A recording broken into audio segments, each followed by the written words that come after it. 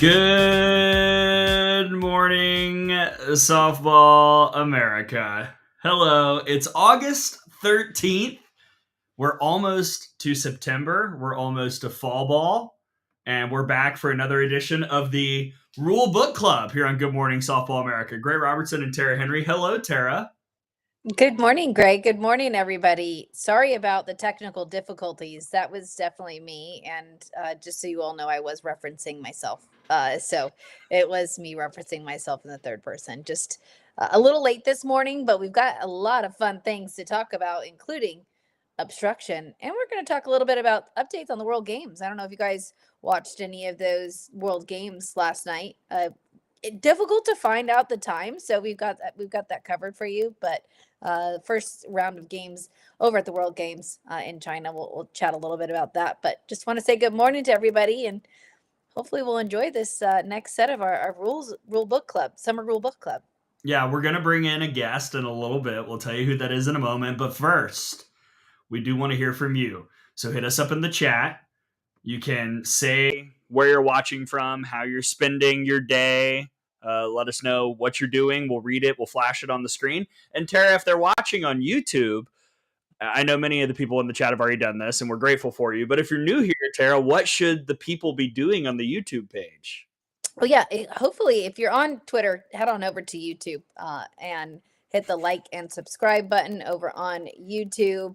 And again, let us know where you're tuning in from, and let us know what you're doing this morning. I see a couple of you watched those World Games last night, but we'll get into that. But let us know where you're tuning in from, and yeah, we'll get through obstruction. We'll get through a little bit of softball news, and we've got some big rankings coming out next Monday. Today is Wednesday. Next Monday, so we will preview those. Excited about those 2027 rankings, recruiting rankings.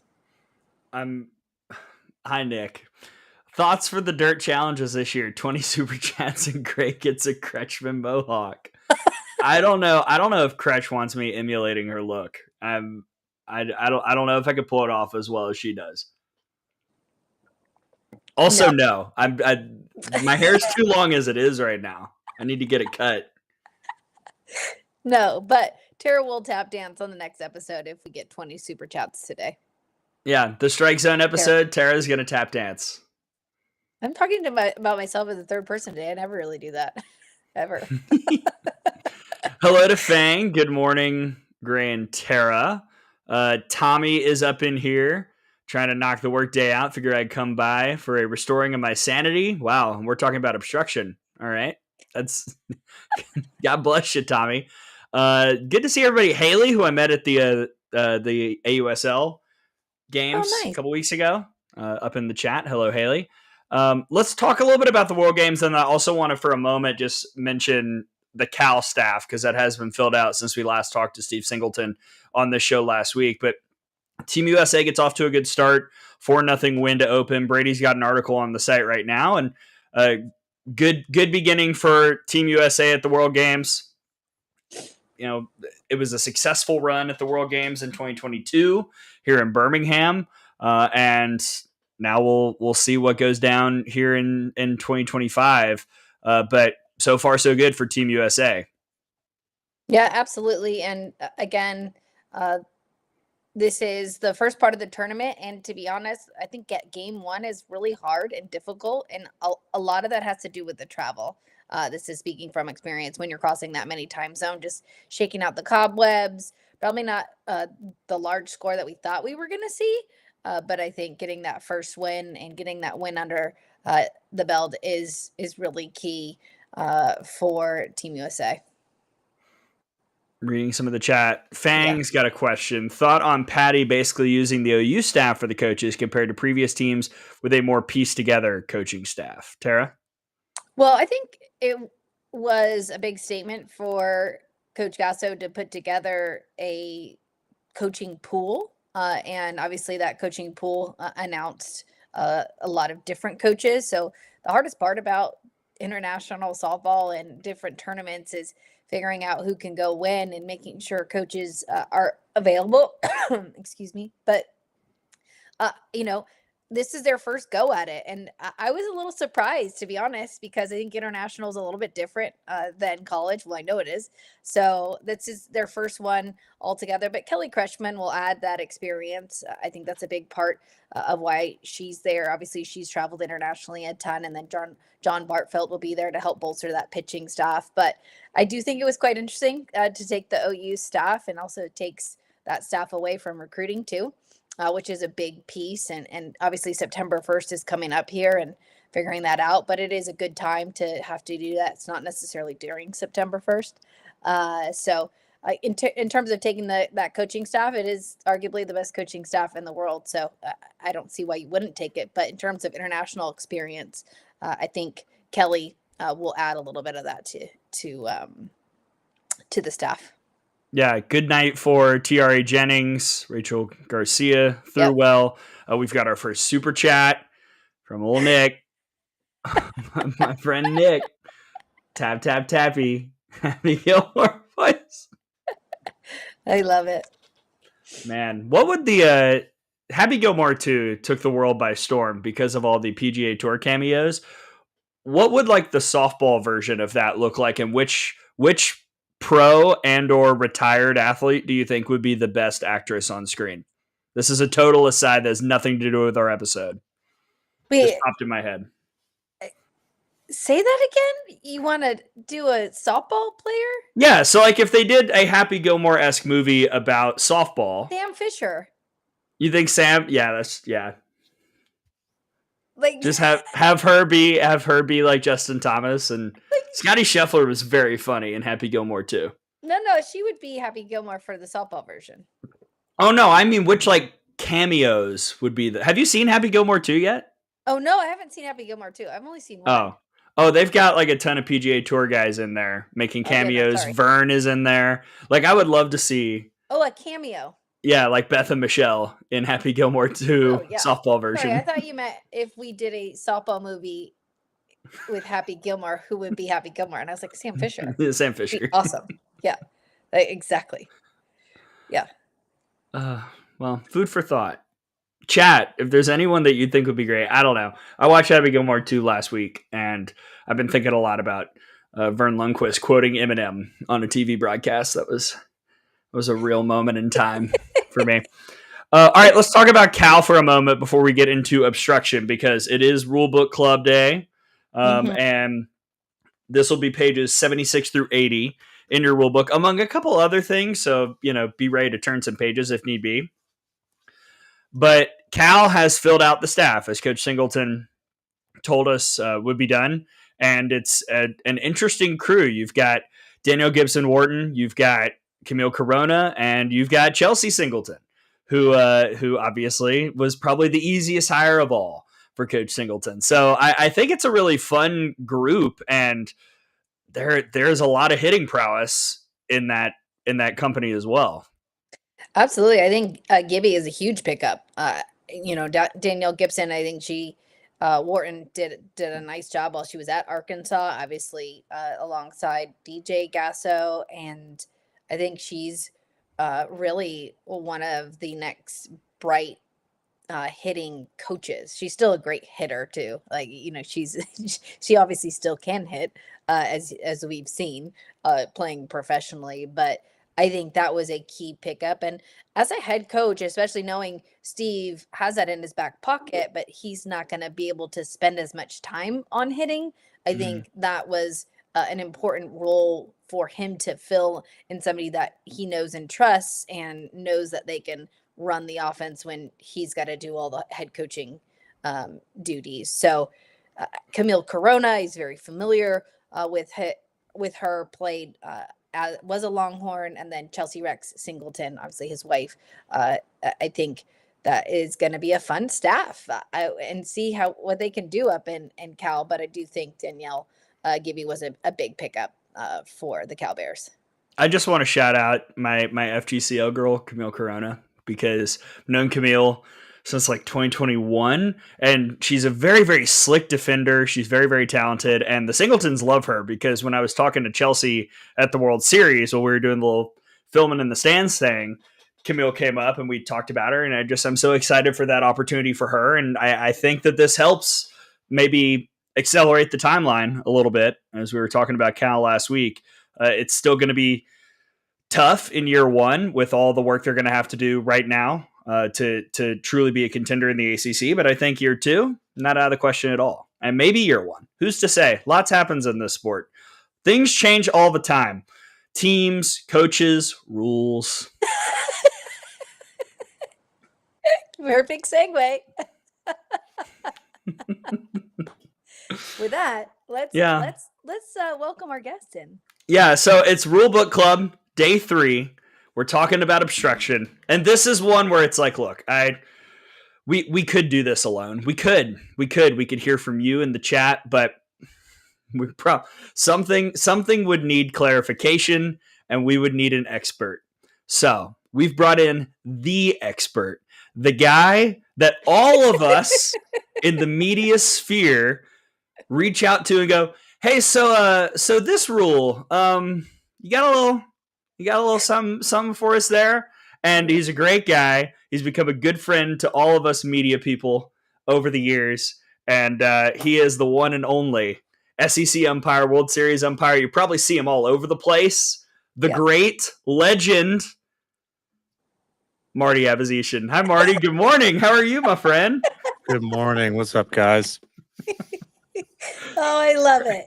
We're so happy to have you, Marty. Oh, sorry to drag you into this.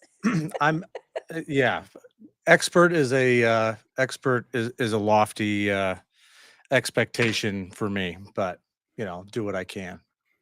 Well, I think you can handle it. I feel fairly confident, and we're diving into obstruction, which perhaps I use diving on purpose, because that'll be something that we talk about when we show one of the clips that we pulled. But when you kind of broadly think about this rule, what are the key things that pop up in your mind? Obviously there's been a lot of changes over the years to it. And, I'll start by saying that I'm speaking for me. I'm speaking for one guy. I'm not speaking for any organization doing any of this type of stuff, but it's changed over the years, and I think with really good intent. If you think to where obstruction started way back when, there was kind of a focus on how certain elements of the play happened, the catch versus the block versus the tag. As a player, as a catcher, you wanted to block, catch, and then tag. And so then the rule changed to kind of get rid of that and get rid of some of the judgment for the umpire. It started for me back when I had to judge kind of the distance of the ball that was incoming versus the distance of the runner, and like when did the obstruction happen versus where was the ball at, what was the intent of the ball, that sort of thing. And that was ultra difficult to do. So I think with good intent, they always tried to say, let's make this more black and white. Let's take some of the judgment off of the umpires on the field and make this a little bit more easy to replicate game over game. Then you got to a situation where you had to catch, then block, then tag. And, that got a little bit easier to umpire, but you could move in if you were about to receive the ball, which was one of those things. Then that language kind of went away, and it was, you couldn't block the entirety of the base path in that about to receive area, because you had that exception for about to receive.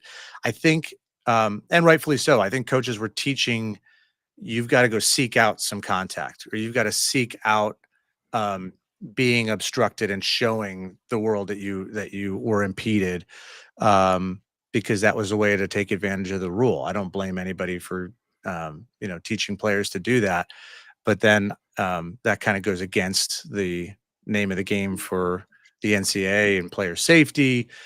So again, with good intent, I think they moved into let's not allow you to block the full base path.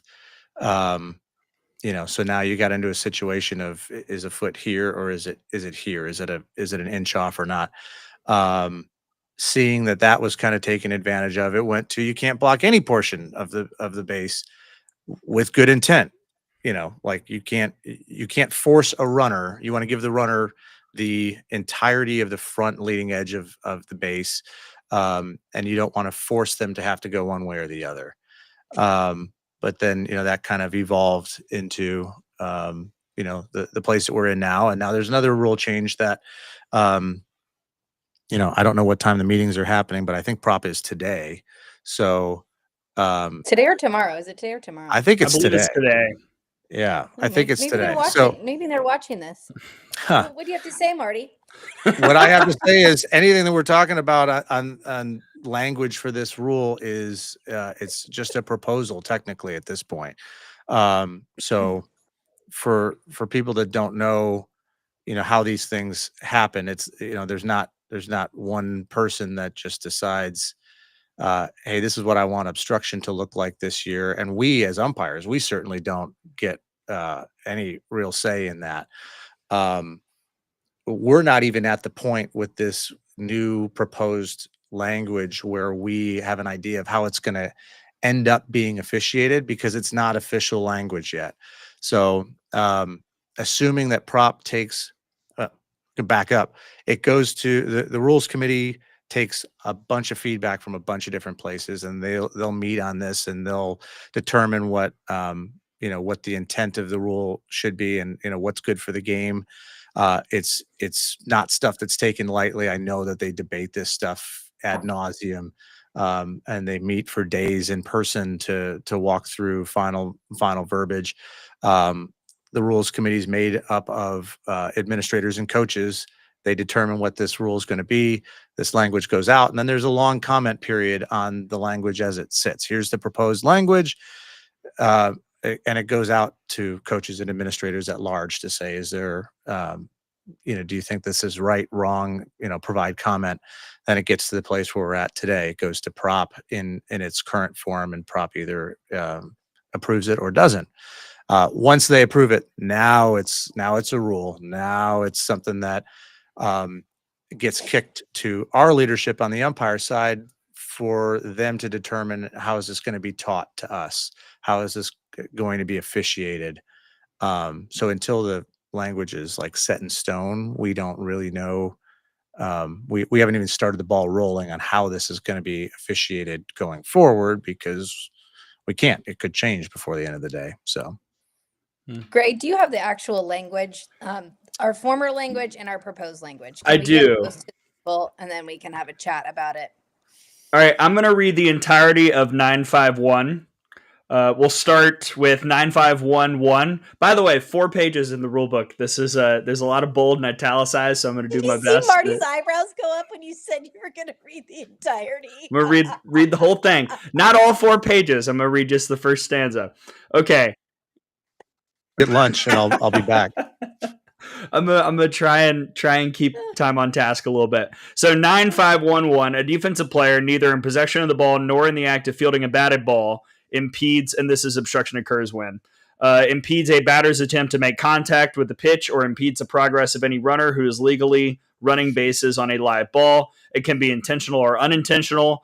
9512, a defensive player while not in possession of the ball, A, blocks any part of a leading edge of first, second, or third base or home plate, parentheses, as defined, semicolon, or B, otherwise blocks the runner from advancing or returning to a base. And then 952, and then Marty, I'm sure Tara's got a question. The defensive player is not considered obstructing if they are in possession of the ball or they are, in the judgment of the umpire, making a legitimate reaction to the trajectory of the ball after it is thrown. So there's a lot in there, Marty, and I know that you obviously get to be on the field and have conversations with coaches. What would you say is when, let's say, obstruction is called or it's not called, what do coaches ask for the most in terms of clarification from you? I think in the past, they're all doing their job. Like they may not like a rule. They, being able to challenge, leaving early in review and all that stuff. That was something that I know a lot of people probably didn't like, but it was malpractice if they didn't try to take advantage of it as a coach, you know. So I think a lot um, of obstruction, if anybody was confused, it was like, well, I'm going to throw this out there and say, you know, I think this is obstruction. I think a lot of it's general. There's so much going on the field, um, you know, and you think about a play at second base. It's like the coaches are um, at such a disadvantage being so far away to see exactly where foot placement was or whatever that is. I think they're relying on players a lot to say, "Hey, no, I was good," or a runner saying, "No, they obstructed me," or whatever. And um, so, from our perspective, mine at least, you know, it's more we're just fielding the general question of like, "Hey, isn't that obstruction? Like, let's go challenge it," that sort of thing. I want to go down to the notes right below that because Marty, we've talked about this many times over the years, and even a couple people in the chat are popping in. Bullet point 3 is one of my bigger hangups. If in the umpire's judgment the runner would have been clearly put out, then the obstruction is ignored. That's kind of right below all the obstruction This is the talk. old rule. Yeah. Yeah, when did that actually come into play, and what are the possible proposals coming out in the meetings today? So the way that the old rule worked, we had, you know, again, the rule is the rule. It gets approved by prop, then it goes in to leadership that, you know, we're taught how to officiate this, and then there are what are called rules interpretations, and so the rules interpretation would be um you know, it's a tough situation on the umpiring side because you have to try to work um, in their position, in the leadership's position. They have to try to work to make everything consistent across the board. So they want a game in Division 3 to be officiated the same way that it's officiated. You know, in a Division 1 game or at the World Series, they want to be able to uh, put the language into a box that says like this is clearly what it is. This is a clear definition, and this is how it's going to be. You know, this is what this sentence means, basically. Um, that sometimes works and that sometimes doesn't work. So, like for what it meant to be clearly put out, um, that had to mean something. So that was interpreted as, you know, the runner wouldn't have been able to, or they would have been able to give themselves up or had not started their slide at that point. That was the interpretation. So it says one thing in black and white. The interpretation of the rule that goes to coaches and to the umpires is like, that's what this means. And so we were officiating it based off of if you were going to be clearly out, the judgment of clearly out was you were going to be so out that you hadn't even begun a slide yet. You know, you're 3, 4 steps away. You could have had time to pull up and give yourself up. Um, you know, and I think that's where I know that that line is not in the new proposed verbiage. You probably have it in front of you more than I do. I can Yeah. read it real quick if you want. Yeah, go for it. All 5. right. This is note 5. If the base runner would have been out, regardless of a defensive player's movement or positioning, which had no effect on the play, it's a lot of commas, the runner would remain out and the obstruction would be ignored. Yeah. So, you know, in black and white, somebody may look at that and say, well, those are two very similar statements. Um, you know, it sounds to me like that's an effort to clarify, you know, to say like, okay, it's not obstruction until it's obstruction. That's what it sounds like to me. And I won't know until we get our guidance, you know, till it comes down to us. So we're probably a little bit premature in all of this. But you know, it sounds to me like it's not going to be obstruction until it's obstruction. Like you have to obstruct for it Mm. to be obstruction. It has to make a difference in the play. Um, you know, and I'm sure just again looking at the history of the obstruction rule over time, I'm sure that was a concern for everybody in the room debating it was like, okay, so where's that line between you have to be obstructed so our coach is going to teach their kids to like seek out the obstruction or seek out contact. Where's that happy medium between like you still can't do this. You can't block the base path. You can't block the leading edge of the base. You have to give them that full window into the base.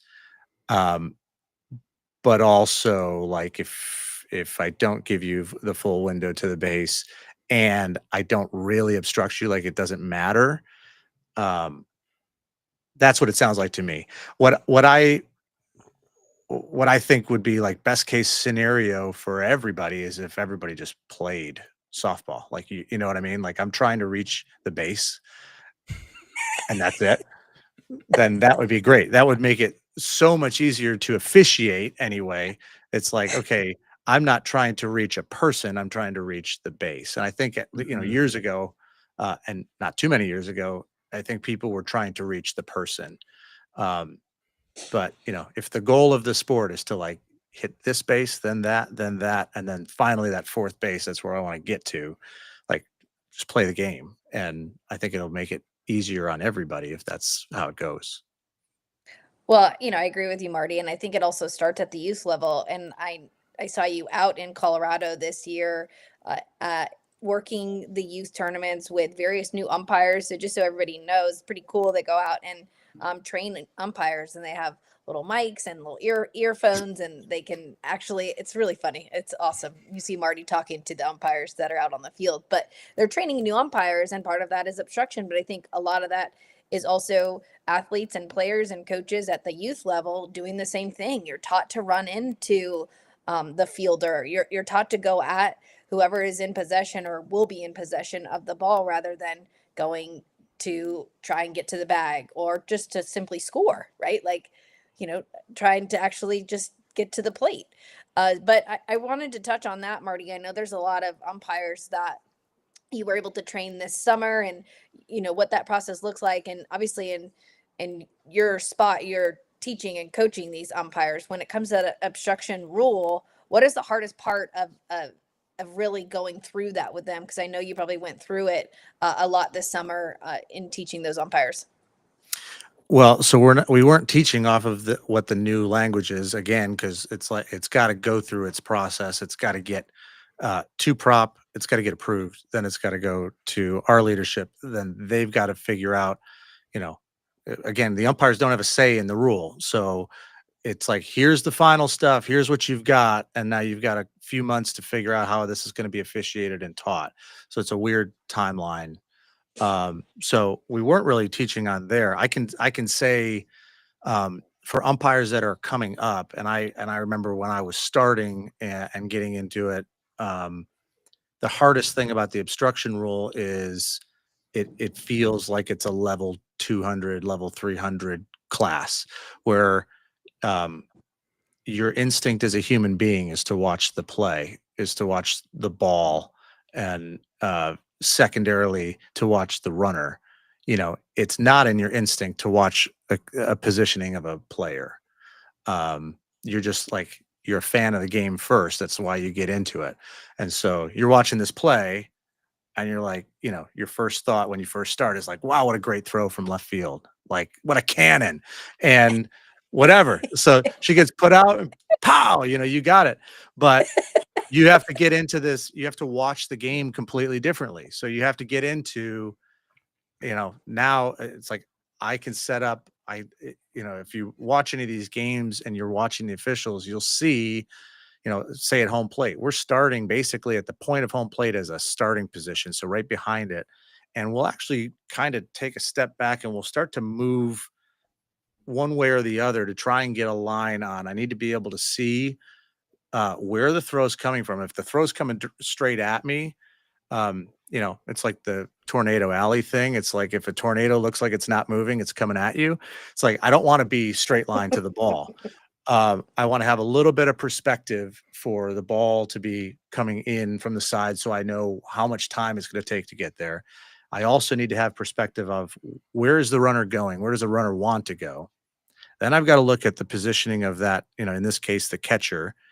Where's the catcher set up? Are they good right now? Yeah, they're good right now. Now they move into a new position. Are they still good? No, probably not. if everything were to go be approved where it is, and again, we'll be taught on what it is and how to officiate it, but then you've got to make decisions on, like, is that positioning, does that force that runner to do something that they didn't want to do? Does it impede the runner? So you're looking at, there's three elements. There's, you've got the defender, you've got the offensive player, the runner, and you've got the ball. And every time one makes a move, it triggers a change in the other. If the throw's offline, it's going to trigger the catcher to have to move to go get it, and put themselves in a different position. And the runner is inevitably going to, make a deviation, or react in some way to what the defender's doing. So you have to take all these pieces into consideration. You really don't get to watch the cool part of the play. You don't get to, like, watch it like a fan. You're looking at, like, okay, good. Ooh, not good. Okay, now what's the runner doing? Oh, the runner took this wide path. Nope, they've got the full, whatever. You're playing this, like, little chess game. So that's the hardest part, is trying to get people to watch positioning first.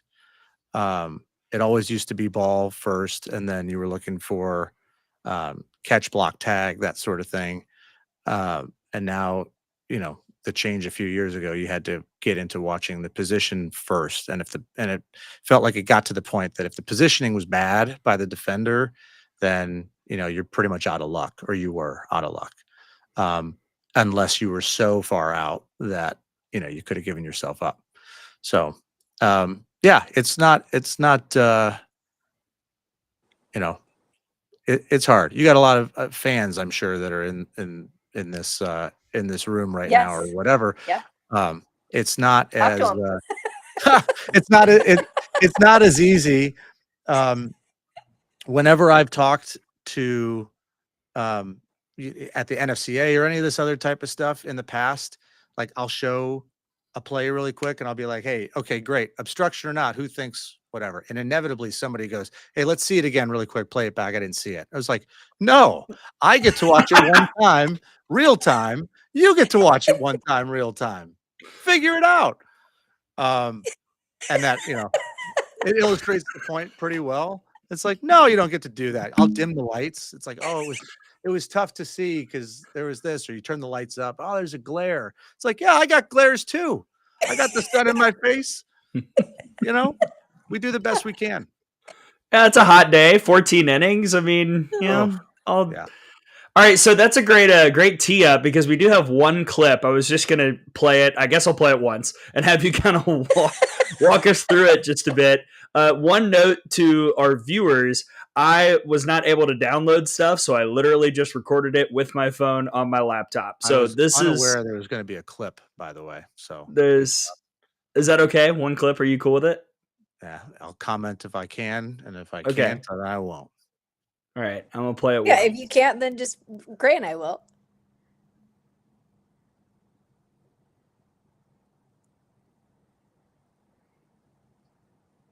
Yeah, already not commenting. You guys can walk through it all you want. Okay. You just watched it once. Well, just to provide context, that was ruled out and then changed to safe on obstruction. And I think the way that because we debated this a lot watching it, the World Series, and Marty, you can tell me if I'm wrong. He can't tell you if you're wrong. He's not discussing this. Nope. I'll discuss it with you. Okay. Yeah, you guys knock the socks off. The starting of the slide piece, Tara, kind of seemed to be the thing that constituted the obstruction there, along with the placement of the catcher, kind of not giving that leading edge that we talked about earlier. Well, I think my first thing I go to when I watch that once is the difference between the old rule and the new rule, proposed rule. So for me, if the base runner would have been out regardless of the defensive player's movement or positioning, which had no effect on the play, I think the runner would have been out no matter what. I think the ball beat her there. Again, she is standing at the plate, but it is where she started her slide. So it depends on where you start your slide.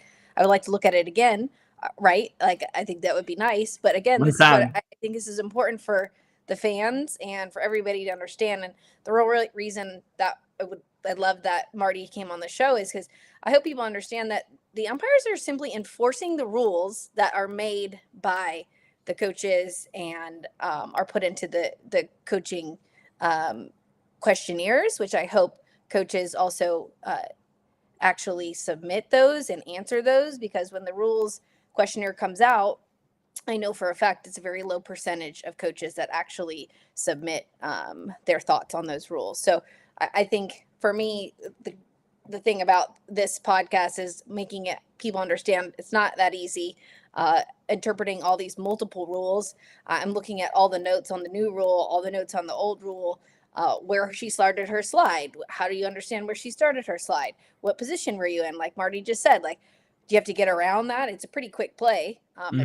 It's not an easy play to make. So I just hope people have a little bit more grace and understanding to what actually goes on to actually making a call here. Oh God, me too. Yeah. Oh, me too. If I may, I'll also flash up a question from the chat, because this was another thing that I know we've all talked about a little bit. How do you avoid obstruction in a rundown situation? It appears to me most of the time that fielders are blocking bases after having the ball. Marty, your thoughts on kind of how that works from a fielding perspective? I'm glad I don't have to play the game, yeah, in the past it was hard. Like, I mean, if you went by the letter of the rule, it's like you had to almost disappear, right? You got rid of the ball. You don't have possession of the ball anymore. You can't be there. I hope that, if there's new language approved, and that'll be part of what's taught to us, is like, if it really is as simple as, if this didn't have an effect on the play, that makes the rundown situation a lot easier, but again, it depends on what the umpires are fed as rules, and then there's decisions that have to be made of, like, how is that going to be taught to all divisions of umpires, and how is this going to be, you don't want to turn on the TV. You don't want to be a D3 or D2 player turning on the TV after your game on a Saturday and watch a game Saturday night and have something completely different going on out there. Right. It just that's not good for anybody. So yeah, it's tough. And again, I think everything is done with the love of this game in mind, and what's going to be best for the game. And it's a constant push and pull, and it's one of those things where rules, you technically have a you're in a rules change year every 2 years. So it's like, man, if you do something and it doesn't quite feel right, it's like, outside of really extraneous circumstances, you can't do anything about it for a couple of years. And that could be frustrating as a fan. I'm sure it's frustrating to umpires. It's frustrating to coaches and players, I'm sure. I think the big thing is, like, we're more in this together than everybody really realizes that we are. It's easy to it's easy for any side to point fingers and be like, well, that's the bad guy. It's like, we're all here because we're not here for the fame and fortune, for sure. How much are you and your fellow umpires communicating in season about rulings like this, about maybe something you've seen in another game or anything like time. that? All the Constantly? time. Yeah, constantly. And I know there are training tapes that go out on the national side of things. So the national coordinator and the secretary of rules editor, and the director of training and all this stuff will put out training tapes to us about plays that have happened in the last week, or if there's tweaks being made to how we're going to have to officiate it. As much as you war game something, you're not going to be able to think of every possible scenario, and then inevitably something happens, and there's leadership in a room that has to determine, oh God, what are we going to do with this if this happens again? So that gets communicated. And then on the conference side of things, it's like, if you work in the SEC, those umpires are formally meeting once a week and informally talking every day.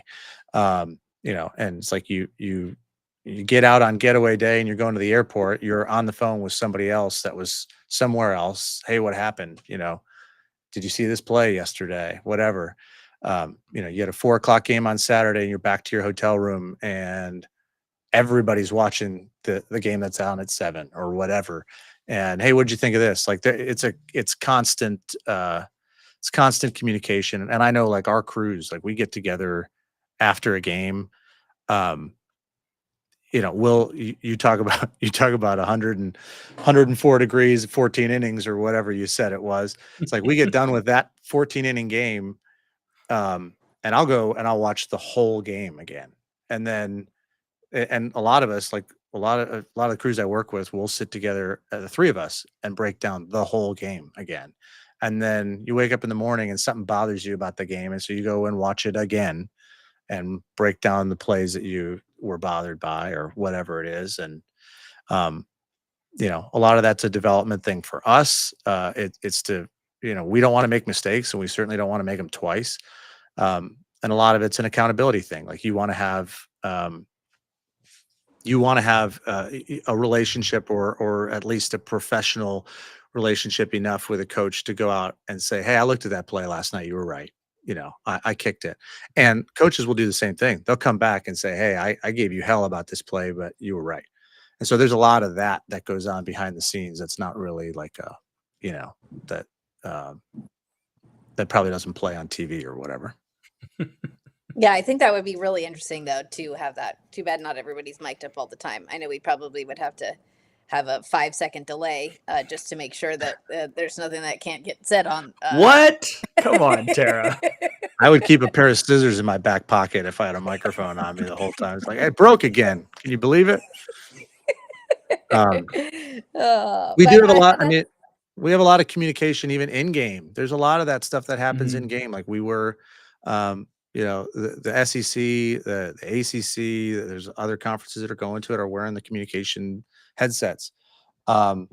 Where we're talking to each other during the game, and it's a preference thing. But like if I'm behind the plate, and if I have come in and I've consistently balled a pitch that is catching the top of the knee, and I trust my third base umpire to pipe in and say, hey, get it together. Like that's not low. I want that. You know what I mean? I want that because it helps me calibrate. It's better for the student athlete. Like the whole thing is they work so hard to do what they do. And you want to provide this, this utopian platform for them to just be what they can be. That's the whole thing.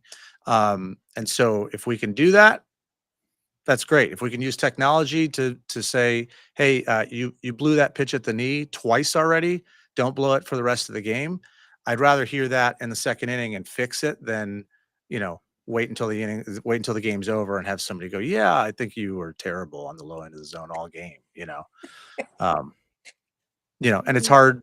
It's hard for us because there's very, very limited with as much video as there's very limited amounts of tools that we have access to.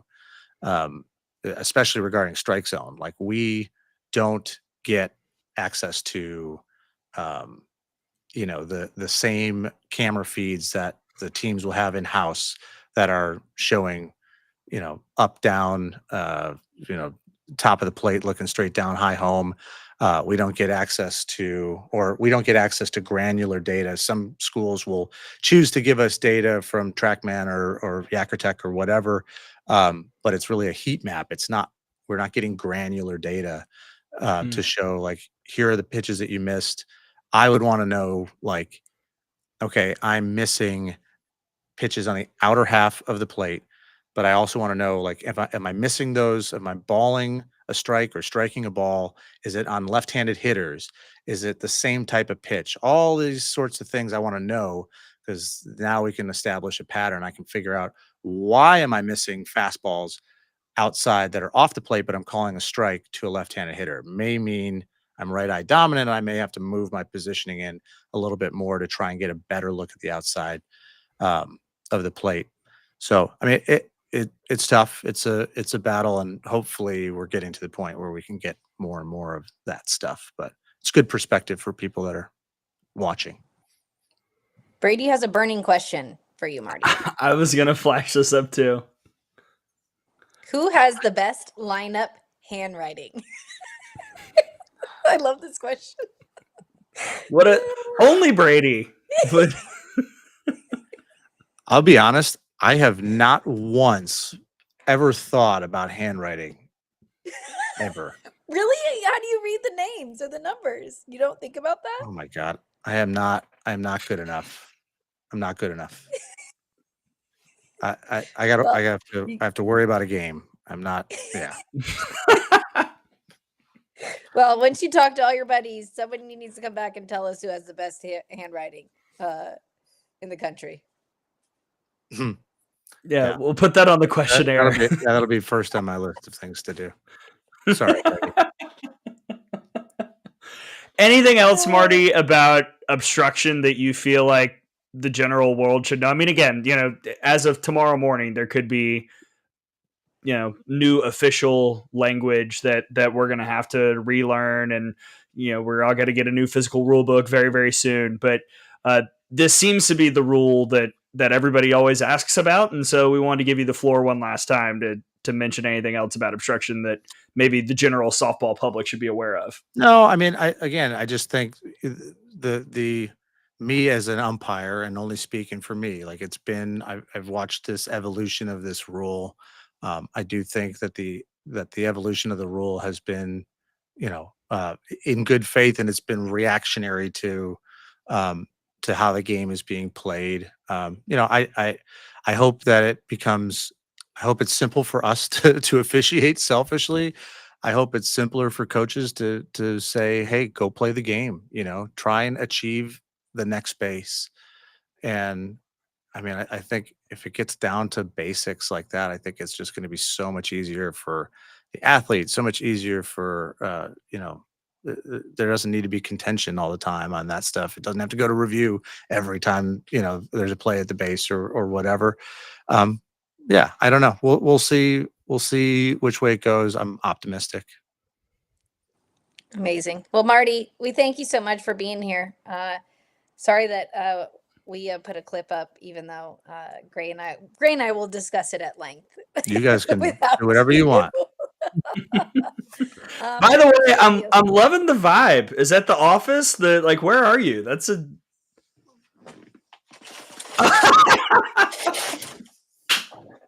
Goodbye, guys. Oh my gosh.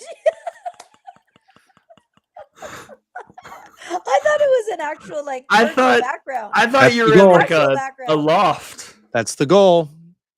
Oh man, that's fantastic. Appreciate Marty, you guys having me. Oh man, Thanks, it's good Marty. to see you, Marty. See you guys. My gosh. I fell for it. Oh, I thought it was a virtual background. I thought he was in a building. I mean, it seemed a little too, but I don't know. Like I can frost the back or whatever. Like there are a lot of, Zoom has magical powers, but I was not expecting him to straight up pull it down. He's awesome. That was the best. Yeah. Marty's great. Yeah. I hope he doesn't mind me sharing this, but no, Xavier, I thought it was like a, I definitely didn't think it was a poster. I thought for sure it was a virtual background. And then when he actually moved it with his hand, he just went whoomp. Yeah, these aren't real either, by the way. These boards are AI. Okay. Actually, though, I do have an eye doctor's appointment on Monday. But Marty has been very helpful over the years to a lot of us when we have questions about rules, because we can get the physical rule book. We can have years of experience playing. We can watch the game. We can study tape, and there are still going to be questions, because one of the things Tom and I always seem to mention, but yeah, I shouldn't be an umpire. Every game I feel like we see something crazy that we've never seen before, and it's good to have people like Marty and a lot of umpires. There are a lot of really good umpires. I know we give them flack on a lot of different things, but a lot of umpires do a really, really good job of adjusting and understanding the scenario and not being afraid to ask other umpires for help. Yep. And Marty's been a really, really, really important resource for a lot of us when we've had questions about what's going down on the field. Yeah, absolutely. And just so you guys know, we can put up the new proposed language. So that's why Marty was talking about. We've got our current language and then the new proposed language. I think we only read note 5 out of that new proposed language. There's a section that says the defensive player is not considered obstructing if the player is in possession of the ball. So if the player has the ball, or if the movement or position of the defensive player did not impede or alter the runner's path to a base or home plate. Oh, there we go. Nice. Yeah, pulled it up. I think. Yeah, that's the new proposed obstruction rule that Gray just put up on the screen. But again, still, it's going to be interesting to see how this is enforced, Gray, and I think that's probably what Marty was talking about. The clearer it is, the better it is for the umpires. Almost having this much language. This is a lot. This is a lot. I think it's. Well, we'll see. We'll see what happens. This is just a lot of language. I cracked the joke when I was reading 5, but it's like 5 commas. I mean, this would happen if this happens, but maybe this happens and this could, like, that's a lot of stuff to juggle. How about like if the defender has the ball and they're out, if you don't go to the base of the plate, you're out. There's so much in here, but this is the new proposed rule, which I believe they're going to discuss today and rule on today. Again, it is a rules change year. And so this is, and then you see the clarifying this rule. It allows our athletes to make softball plays. I hope so. That's the goal, I would assume. And again, everybody is trying to make it so that it is fair. And that's why I think it was important to have Marty on here, because I want you to actually, the fans, to hear from an umpire and hear their perspective. I think a lot of times, people are yelling at the umpire saying this and that. But again, the umpires are just enforcing the rules that the coaches vote on. Well, that's cool. Yeah. Are we done flashing that? I couldn't figure out how to take it off subtly. So I'm just going to say goodbye. Okay, there we go. I was like, oh, you're just going to leave it up there. Can't read it. Any other questions? Marty is the only I guest on any podcast that matters today. It's true. Any other obstruction questions? Xavier's got a strike zone question. Table that for next week, pal. Because next week is strike zones. I would also love, again, I mean, we've been combing over this rule book. Umpire. It's a Taylor Swift reference. Tara's like, next. If we could just trim the number of pages that this is in the rule book, that would be great.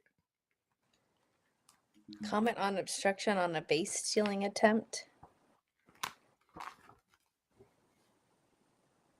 I think we talked a little bit about that with Marty. I mean, I can read fielder obstruction, but that's like 3 of the 4 pages. I can't lie. So let's see. A fielder who is not in possession of the ball nor in the act of fielding a batted ball shall not impede the runner. Let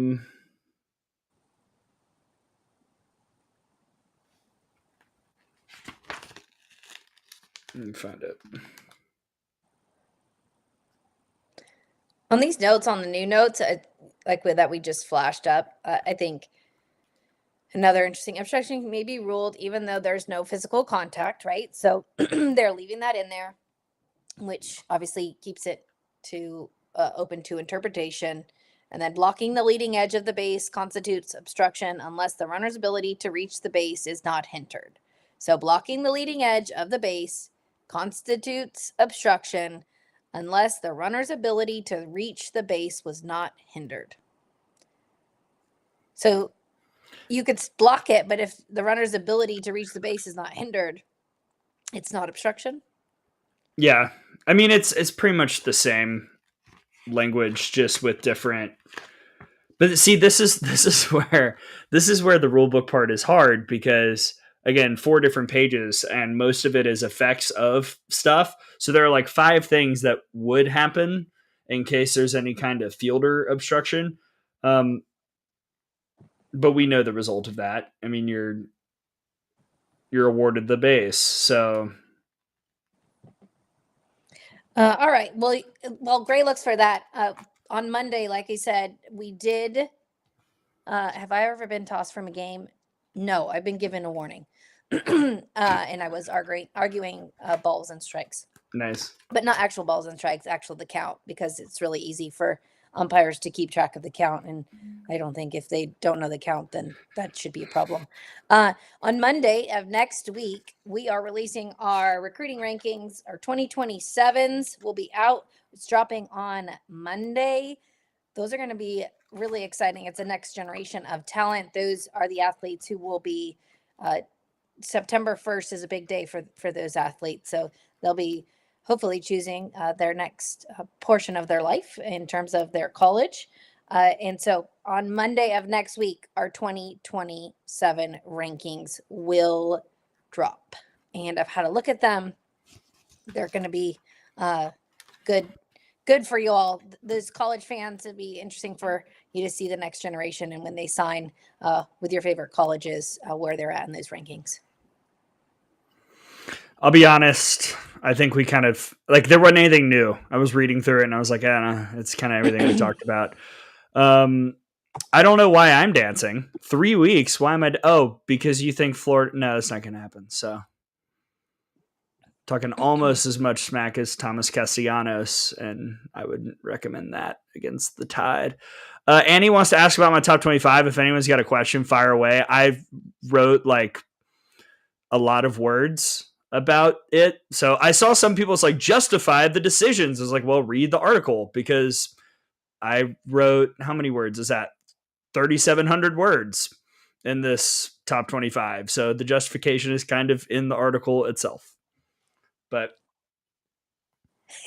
some people were like, explain Oklahoma at 2. And I was like, I did. It's in there. In the article. I don't know that people click on links or read articles anymore, just because everything is so easily like given and digestible. Like, let's say the list is out there.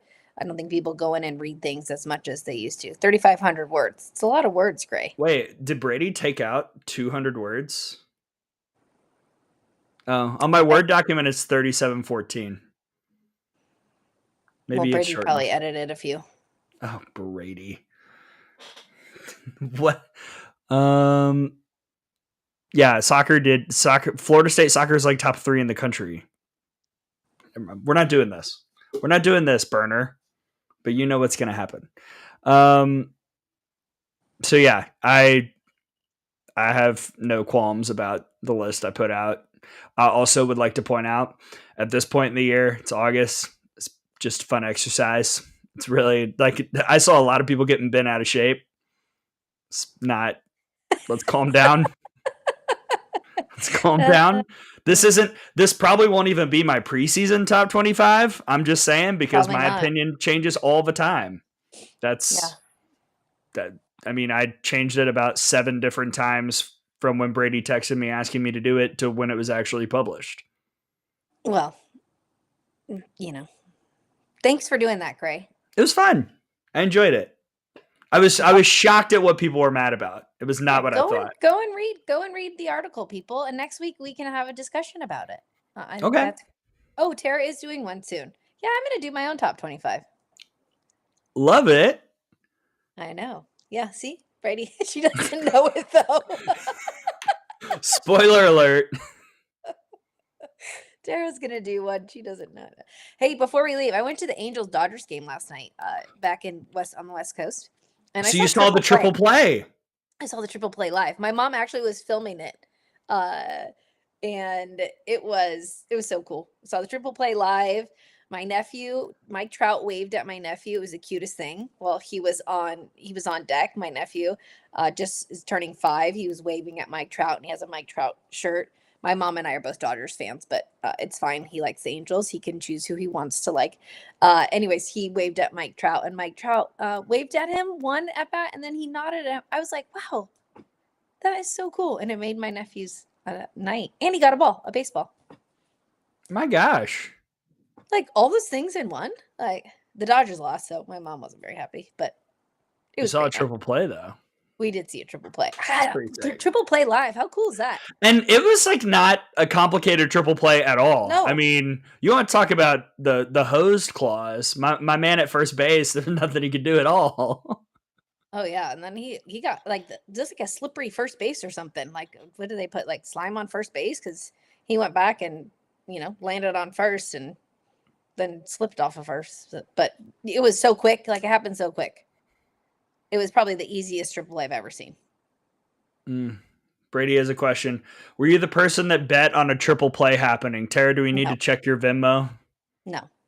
Like some quarterbacks? No. Nope. That's my Oklahoma dig of the day. I was just there hanging out with my mom, my brother, and my nephew. It was pretty cool. 2 Dodgers fans, an Angels fan, my nephew, my brother's a Cubs fan. Tom's a Cubs fan. Really? Oh, well, no, I have to hang out. So, all right. Well, I got to run. I'm 10 minutes late for a call. Oh, I'm sorry. But you know what? I'm not sorry because we had a great time with Marty. And many thanks to Marty Abizishan for coming on. I hope that was helpful to all of you. If you have any more questions, put them in the comments and we can ask Marty and see what he thinks. But he'll either answer or he won't. I love Marty. So he's gonna hanging out in his loft, except it's not that. How does he not notice handwriting? He's got to read the names and the numbers. He's got to know who has good handwriting. Or maybe he just never thought about it, but maybe he will now. Xavier, I promise you that's not a thing. For Tara Henry, I'm Gray Robertson. Thank you to Marty Abizishan for joining us. And thank you, dear listeners, for joining in the chat and hanging out with us for the Softball Rulebook Club, episode 3. Next week, Tara, what are we doing? Strike zone. Strike zone. Let me find it. Strike zone. It's right. We gotta have that technology available to the umpires. Right here. Mm-hmm. So good. We're going to discuss the strike zone. We'll talk about it. You can bring your questions. We'll bring our opinions and our analysis. Thank you, everybody, for tuning in to Good Morning Softball America. For Tara, I'm Gray. We'll see you next week, everybody, for the 4th episode of the Softball Rulebook Club.